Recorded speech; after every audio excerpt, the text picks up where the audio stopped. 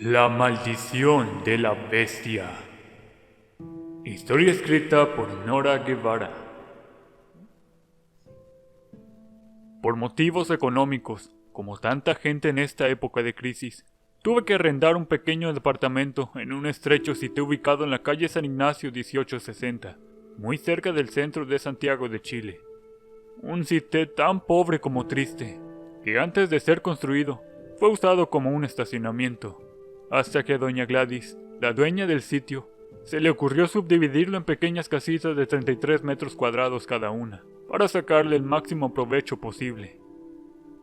Las 10 casitas que construyó, que en realidad eran una hilera de 10 pequeños nichos, separados por delgados tabiques de madera prensada, iban desde el fondo del sitio hasta la inmensa reja de hierro forjado que daba a la calle, lugar que doña Gladys escogió para colocar una pequeña gruta dedicada a la Virgen del Carmen, de la cual era muy devota.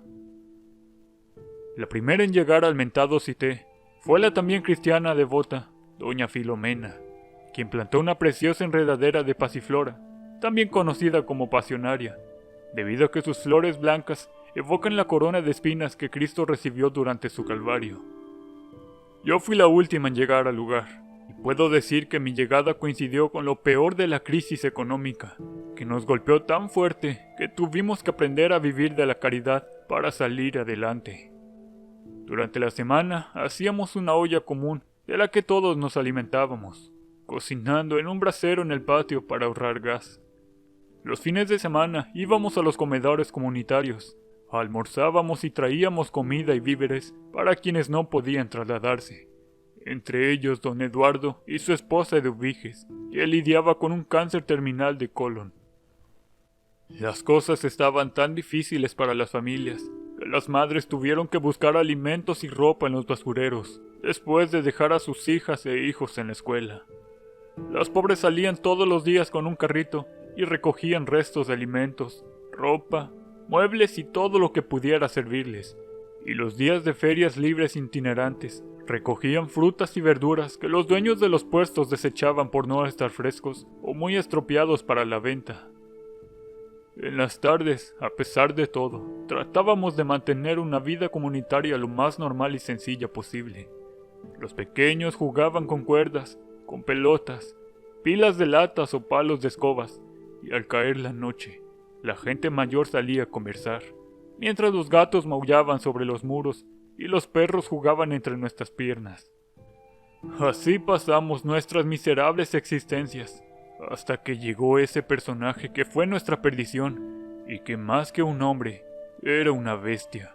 Un ser tan vil, irascible, grosero, sucio y violento, que de solo verlo nos espantábamos. Simplemente llegó un día cualquiera, y sin pedirle permiso a nadie, rompió el candado y se instaló a vivir en la única casita desocupada que iba quedando. Lo primero que hizo al llegar fue romper la chapa de la reja, porque estorbaba en sus negocios. Nadie se atrevió a decir nada, porque en ese mismo día se instaló, allí mismo en una silla de playa, a vender drogas, con sable en el suelo y con un fierro en el cinto. Más adelante, molesto con los juegos de los infantes, comenzó a gritarles, amenazándolos con un palo en la mano. Fue tal el pavor que les provocó, que los pequeños corrieron llorando a sus casas y nunca más salieron a jugar.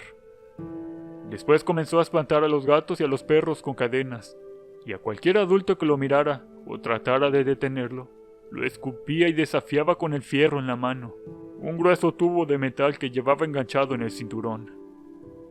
En síntesis, puedo afirmar que una abominable bestia humana llegó a apoderarse por la fuerza del cité. Un hombre que, además de ser muy malo, olía a muerte, porque por donde pasaba dejaba impregnado ese olor peculiar de la fruta que se ha comenzado a podrirse, y un polvo gris de lo más nefasto. Tanto así que cuando se instaló al lado de la enredadera de pasiflora, ésta se puso negra, se secó y terminó convertida en un polvo tan negro que del blanco de la gruta o del celeste de la vestimenta de la Virgencita no quedó nada. Con el tiempo me he dado cuenta que fue en ese instante que perdimos la protección divina y la poca tranquilidad que habíamos logrado, porque el pequeño espacio que habíamos arreglado al lado de la Virgencita, en donde habíamos colocado maceteros con flores y unos neumáticos para sentarnos a conversar por las tardes, desapareció bajo ese polvillo negro que despedía ese hombre bestia por cada poro de su cuerpo. Un día don Emilio lo increpó, debido a que día y noche mantenía música a todo volumen y no podía descansar. Tanto así que se quedaba dormido en el trabajo y lo iban a despedir. Y fue en ese mismo instante que el hombre bestia, sin un asomo de piedad, le dio una feroz patada en la cara, tan fuerte que don Emilio cayó de espaldas, sin poder reaccionar. Y mientras se llevaba las manos a la nariz quebrada y sangrante, el hombre bestia sacó el sable para matarlo. Al verlo, don Emilio corrió a su casita y cerró la puerta, pero el animal la tiró abajo de 2 patadas, destruyendo todo a su paso. El pobre don Emilio estaba tan asustado que se arrastró pidiéndole piedad, mientras que el hombre lo seguía pateando, sin dejar de reírse y gritarle groserías.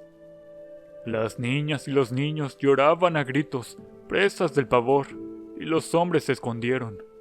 Doña Filomena me contó que el pobre viejo lloraba mientras la bestia lo arrastraba del brazo, y que cuando llegó a la calle, le dio 2 patadas más en la cara, prohibiéndole volver al lugar, y como era de suponerse, don Emilio nunca regresó, y como si esto no hubiera sido suficiente, con el tiempo comenzaron a desaparecer los gatos del lugar.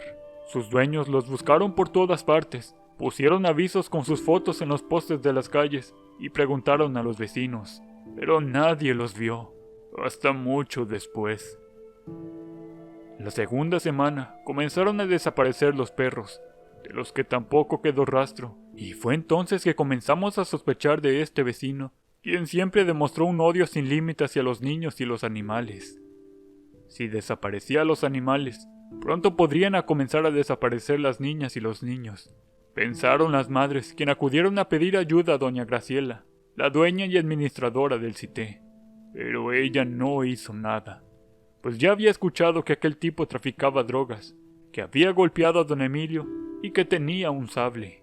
Solo nos dio un consejo, el peor que pudimos recibir, dadas las circunstancias.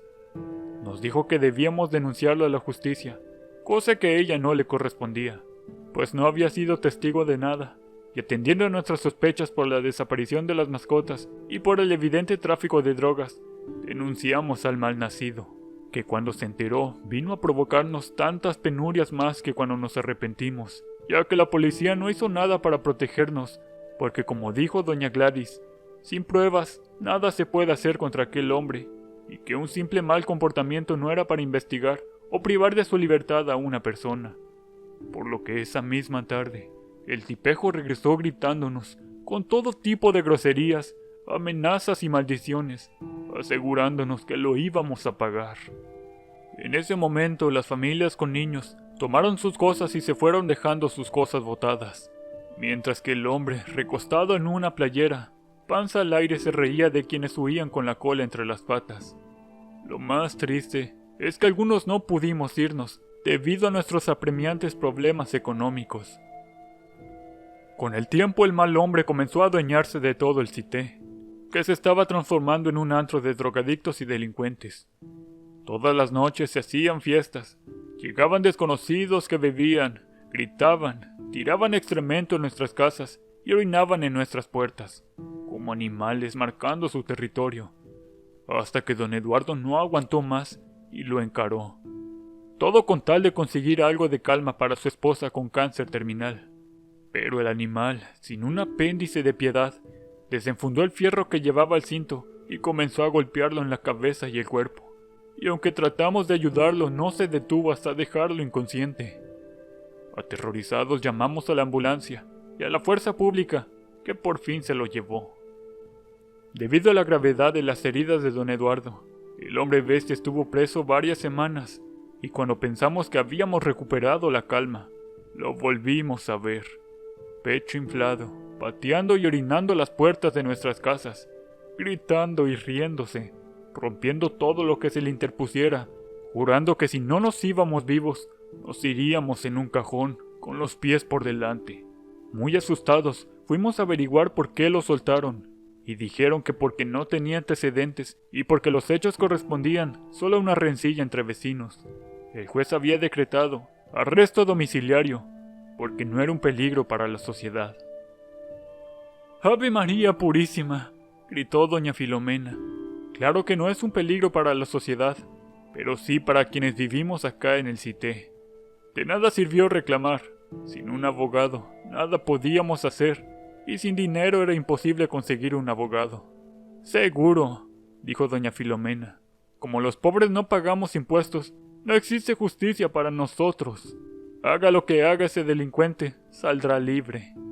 Apuesto que si hubiera meado en la casa de un ricachón, hace tiempo que estaría entre las rejas», gritaba en la comisaría, hasta que cayó desfallecida en el suelo. Carabineros la ayudaron a sentarse y le dijeron que no dependía de ellos lo que pasara con el tipo, y que lo único que podían aconsejarle era que se fuera del lugar.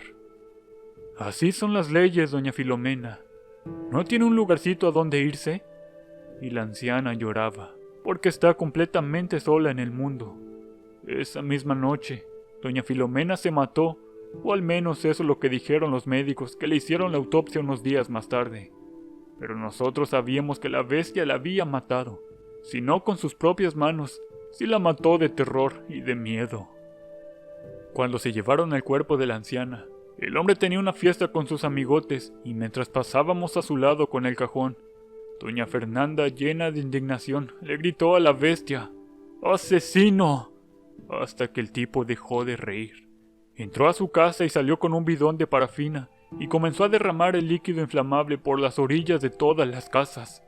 Doña Fernanda trató de detenerlo, pero la bestia le dio con un fierro en la cabeza, y cuando ella estaba en el suelo, le tiró la parafina sobre el cuerpo.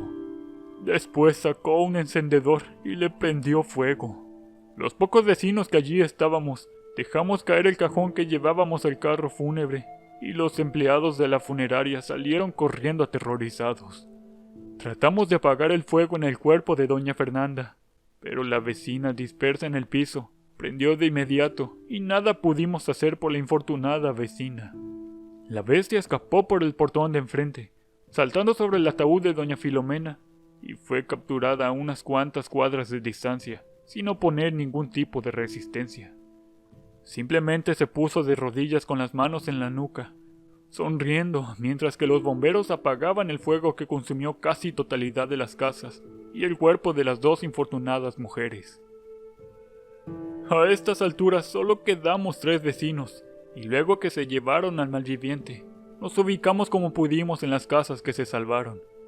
Al menos esta vez, el juez dictó arresto con privación de libertad en la cárcel mientras durara la investigación. Nosotros solo rogábamos que le dieran cadena perpetua, cuando a las semanas lo declararon culpable durante el juicio abreviado. Nos volvió a maldecir, esta vez frente al juez y los abogados. Nosotros, algo más tranquilos, regresamos al mentado Cité, porque como ya les había explicado, no teníamos ningún otro lugar a donde ir, sobre todo desde que se supo que el hombre bestia nos había maldecido, por lo que nos quedamos allí, en el sitio carbonizado, enterrados en la más descarada pobreza y soledad. Era la única opción posible. Respecto a la dueña del Cité, que también fue al juicio, murió de un infarto esa misma tarde. Su corazón no soportó la presión. Dicen que el animal también fue a amenazarla a su casa cuando todavía estaba libre, y que la golpeó con puños y patadas, enviándola al hospital por semanas, y que cuando recuperó el conocimiento, supo lo que nos había pasado en los últimos días, y se atrevió a ir a testificar. Después de su muerte nadie nos buscó para pedirnos la propiedad. Sus hijos se repartieron sus bienes y desaparecieron. Nadie quería una propiedad maldita y quemada, habitada solo por 3 almas en pena: don Eduardo, su esposa Eduviges y yo. Durante este periodo, el cáncer de doña Eduviges se agravó y tuvo una fuerte neumonía. La fiebre la abrasaba, la espalda le dolía y solo rogaba a su esposo que la dejara por fin morir para descansar. Desde la municipalidad nos enviaron alimentos, ropa y medicinas, aunque el personal municipal nos dejaba las cosas en la reja de entrada. Ni siquiera los médicos o enfermeras osaban entrar al Cité maldito. Solo preguntaban cómo estaba doña Eduviges. Nos hacía firmar la constancia de la visita. Le dejaban los remedios para el dolor y se iban, hasta que un día no aparecieron más. Doña Eduviges estaba consumiendo presa de la tos, el dolor de pecho y de colon. Le costaba respirar, y fue entonces que comenzaron las plagas. Primero el lugar se llenó de termitas. No hubo mesas, sillas ni camas que se salvaran de su voraz apetito. Tuvimos que quemarlo todo y dormir en colchonetas. Después vinieron los piojos y las pulgas que nos devoraban vivos. De la municipalidad enviaron personal externo a hacer una desinfección tan profunda que debimos estar en un albergue por una semana. Nos dieron baños desinfectantes, ropa, alimentos y vitaminas, pero nada nos ayudaba. Éramos apenas unas sombras que se movían alrededor de la cama de doña Eduviges, que rezaban su rosario con los labios morados, la piel blanquecina y las manos flacas, aferrada a su rosario, pidiendo protección a la Virgen del Carmen, cuya gruta había sobrevivido a todas estas desgracias. Regresamos una vez más al Cité, y en esos mismos días vinieron los ratones, después las cucarachas y las garrapatas que nos picaban día y noche.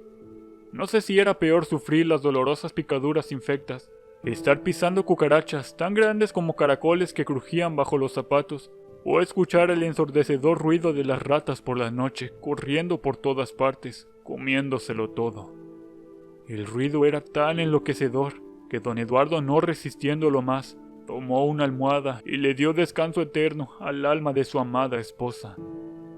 Fue una escena terrible de ver cómo sujetó la almohada sobre el rostro de la pobre mujer, aplastándola con todo el peso de su cuerpo, hasta que ella dejó de respirar y él se quedó sin aliento, con los ojos llenos de lágrimas, y cuando por fin pudo recuperarse, tomó el rosario de entre sus manos y fue a enterrarlo al pie de su tan adorada Virgen del Carmen. Y solo entonces supimos que efectivamente estábamos malditos, porque bajo la pequeña gruta de la Virgen de Yeso, don Eduardo encontró unos asquerosos artefactos de magia negra, fabricados con los huesos de gatos y de los perros desaparecidos, todos amarrados envuelto con el cuerpo de los animales, y amarrados con sus tripas secas y cabellos humanos, con los cabellos de doña Eduviges, y lo supimos porque eran largos y blancos como los de una infortunada mujer. A las horas de haber llorado Eduviges, dimos aviso al cura de la parroquia cercana, que lleno de miedo llegó por primera vez al lugar, tirando agua bendita a diestra y siniestra para santiguar la entrada al Cité y la gruta. Luego seguido de otros sacerdotes de parroquias cercanas, que quemaban incienso y rezaron sin parar, y apenas don Gaspar, el cura de la parroquia, sacó un cofre y guardó el objeto satánico. Los muy cobardes dejaron de rezar y se fueron sin bendecir el lugar de donde dormíamos, ni hacer algo por nosotros. Sobre el cofre, alguna vez nos dijeron que don Gaspar lo envió al Papa, que lo guardó en los archivos secretos del Vaticano. La cosa es que, una vez que la pequeña gruta fue bendecida y santiguada, comenzó a llegar gente que supo de lo ocurrido, pero no para ayudarnos, sino para pedir favores a la Virgen del Carmen de la gruta, y como parte del ritual de sus mandas, se les hizo costumbre prenderle velas a la Virgen, pidiéndole favores, pegar plaquitas de agradecimiento por el favor concedido y tirarnos alimentos por la reja. Era muy extraño notar que, mientras afuera la gente rezaba fervorosamente a la Virgen inclinada de yeso, adentro nosotros nos moríamos de hambre, consumidos por las infecciones, cuidando un cuerpo muerto que no queríamos dejar ir, hasta que el olor se hizo tan insoportable que los vecinos del sector alertaron a las autoridades, que ingresaron a la fuerza para llevarse los restos en una ambulancia de policía de investigaciones. A doña Eduviges la ingresaron al servicio medical legal como una desconocida, a pesar de que su esposo le entregó su cédula de identidad, y esto porque a nadie le interesaba hacer el papeleo por una anciana indigente. En el caso de don Eduardo y yo, quedamos internados en el hospital por desnutrición severa, y apenas nos hubieron atendido, nos derivaron al hospital psiquiátrico, El Peral, ubicado en las afueras de Santiago, lugar en donde habito, temiendo encontrarme con una rata o una cucaracha que puede estar avisándome que esa cosa bestial viene por mí, para cumplir con su terrible maldición. Don Eduardo, No pudo soportar la espera. Se cortó las venas apenas 2 semanas de ser recluido. Dicen que hasta el último día maldijo al hombre bestia que llegó a vivir a nuestro humilde cité, solo para traernos dolor y muerte. En mi caso, sigo recluida en el hospital psiquiátrico, en donde recibo alimentos, cuidados, además de poderosos cócteles de pastillas para mantenerme calmada, para que no vaya a cortarme las venas como lo hizo el pobre don Eduardo, que ojalá Dios lo haya recibido en su seno, aunque dicen que Dios no recibe a los suicidas en el cielo. Ojalá Dios no sea como pintan esos curas que se llevaron el cofre con el objeto maldito, dejándonos solos, porque si hay alguien que se merece ir al cielo, es don Eduardo, que se trajo con él un rosario imaginario para rezar a todas horas por el descanso del alma de su querida esposa Eduviges. Del desgraciado, supe que lo condenaron a cadena perpetua, y que a los 10 años salió bajo libertad vigilada por su comportamiento, y que volvió al Cité, en donde se instaló a traficar drogas, hasta que mató a 3 personas más. También me contaron que, cuando volvió a la cárcel, hizo una carnicería descuartizando a sus compañeros de celda con un sable, y que los gendarmes lo tuvieron que matar a balazos para que se detuviera, y que cuando fueron a levantar sus restos, encontraron una alfombra de polvillo negro bajo el cuerpo, que se esfumó llevada por un extraño viento, lo que confirma mis sospechas. Ese hombre era una bestia, es decir, la bestia, el demonio en una persona, porque un verdadero demonio no se muere, solo pasa de un cuerpo a otro, de un cuerpo de una persona mala al otro de otra persona mala, que lo aloja hasta morir, y es por este motivo que en el hospital dije que me llamaba Nina, para que nadie sepa quién soy en realidad, porque puede que un día ese demonio venga a buscarme, y solo quizás bajo esa falsa identidad pueda salvarme de su furia.